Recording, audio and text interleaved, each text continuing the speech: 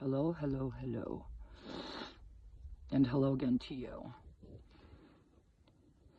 So I just did a 19-minute video of ranting and crying because kind of what put me over the edge today, besides everything else in the fucking world that has happened today, my caseworker is telling me, again, just go to a shelter and you'll get fucking help. I have this caseworker through the street. It's the 5th one since I've been out here, actually. And she's pretty much just saying, if you need help in any way, the only way you're going to get is from the shelter. So I don't understand why I have a caseworker. So she can make doctor's appointments. Like, this clinic that I go to, they're supposed to prevent homelessness. And I started getting on lists in 2022, the end of 2022. I believe it was September of 2022. When the back-to-back hospitalizations were happening, and I couldn't keep up. And my first one was pretty cool because she allowed me to call her and cry. And she would try. But then it got to the point where they were saying, oh, well, as soon as you're on the list of 50 million people, they told me 6-month wait on a lot of these lists. You're looking at least 6 months. Well, how about 2 fucking years at this point? And I don't understand why she won't help me. You know, I don't understand because she's getting paid. And the only thing that I asked help with, because obviously I'm not staying here, I'm leaving on Sunday. Most likely I'm not going to stay where I'm going because it all depends, you know, about my child, my sons, them, where I'm going to go from there. I asked her to help me with this whole storage thing. You know, she's supposed to speak for me, believe it or not. Like when it comes to, you know, contacting anybody or stuff, that's what she's supposed to do. And I don't understand, you know. I was just asking about, you know, the storage. They're doubling my stuff. I'm in pre-fucking auction. You know, they doubled everything. Can they do that? They sent it to my old address. Can you help me? Like, can you call them? Like, what can I do? You know, because what I've noticed is my voice isn't as strong as other people's voices. You know, if you are a caseworker, they're going to listen to you a lot more than you're going to listen to me. You know, because I'm just a fucking nobody. Anyways, her answer was, well, you know, you have free legal service through us. Like, hello? And then she's telling me, you know, just go to a shelter. Go to a shelter and then you'll get help. Any help that you need. Why do I have a caseworker? Like, why? I had to go through so much because everybody told me you can't just get a caseworker. So, like, you wouldn't even believe what I did to be able to get a caseworker. You know, cry and beg and say, I need someone to help me with this. I'm losing everything. Like, literally, guys, when I was constantly going to the hospital and just so sad, you know, so depressed and stuff, there was no way I could work 12 hours a day. There was just no fucking way. You know, call me lazy, call me whatever you want. I don't even give a fuck. It was so hard walking in the door and hearing his bird upstairs calling for him and seeing his shoes on the ground. I just couldn't, like, work for 12 hours then. But somehow I still kept it afloat, $1,700 a month rent, and doing all that. But little by little by little, I couldn't do it anymore. Things were going back to back to back. And I hurt. You know, depression is a real thing. It really, really is. So anyways, these people knew I was homeless. They knew I was homeless with my child. They knew I was going to be homeless with my child. His whole team knew in advance. They said, oh, well, we can't help you with anything because we only get paid to, you know, around him. And I'm like, well, we are a family. And it didn't even matter. I wasn't asking for money. I'm like, can I get some support? I even asked for a fucking prayer partner. You know what they told me? They told me, you know what we can do is we can give you someone to talk to that's been through certain situations as you're going through right now. But, we have to request it, and then there's a big long wait because there's not a lot of, people that are able to do that. Everything is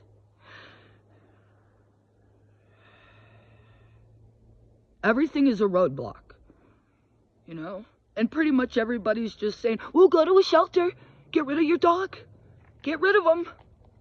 My dog has saved my life, guys. I could never, ever do that. I mean, if I have to still live in a tent in the fucking snow, I will.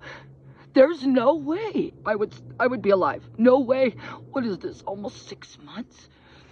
6 months out here by myself, crying by myself, being all alone. All I have to do is see his crazy face, and he shifts my focus all the time by eating the tent and whatever else he's gonna do.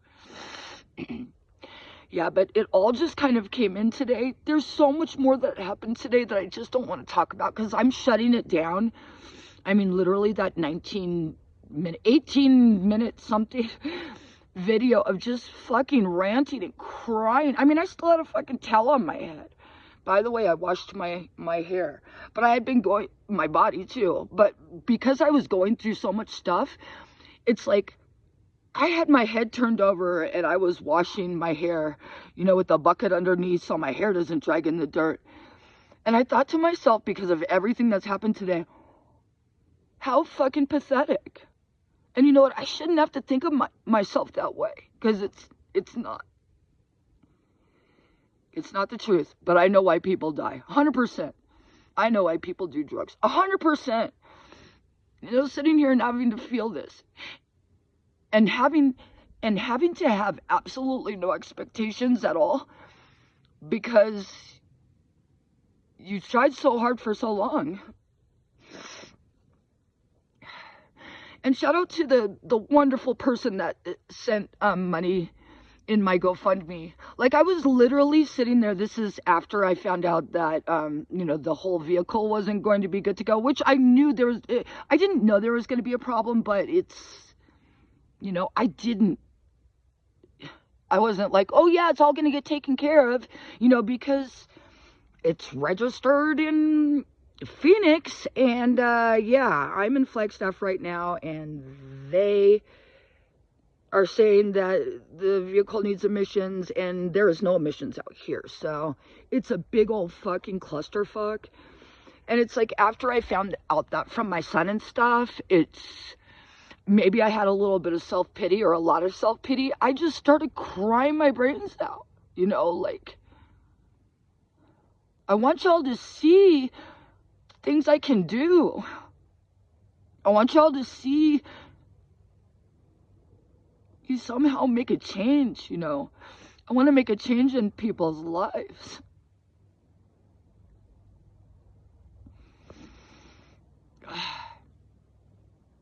So when I have all this going on and all that going on and all this going on, then I think, oh my God, you're leaving. Then I see the trail where my dog runs back and forth.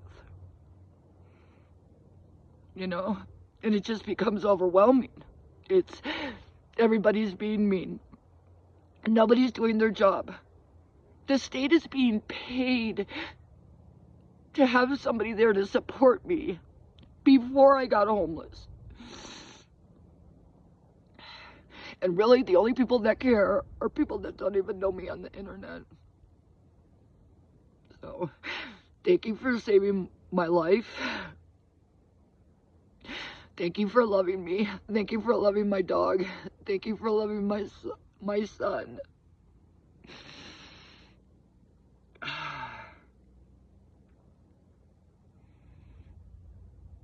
And I'm not gonna fucking cry about it anymore today.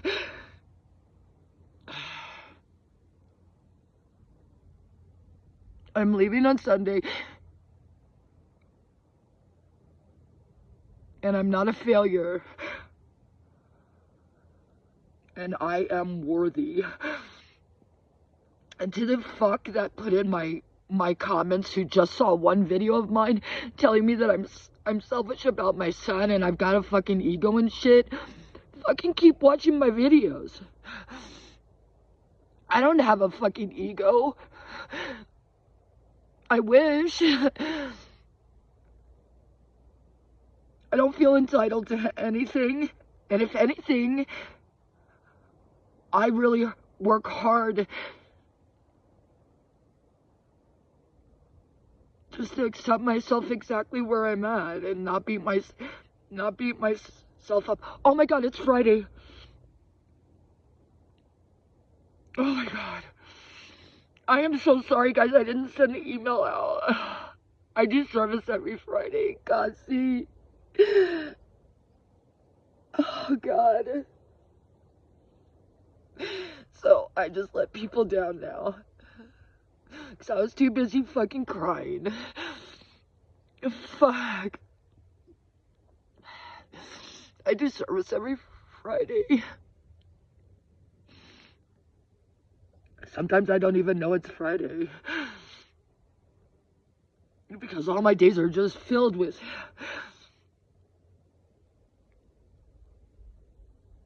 either answering calls, answering emails, or just trying to stay alive and not die of a heart attack or sadness.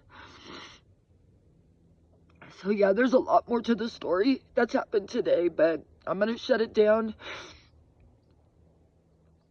Please, if you're a praying person, pray for my sister.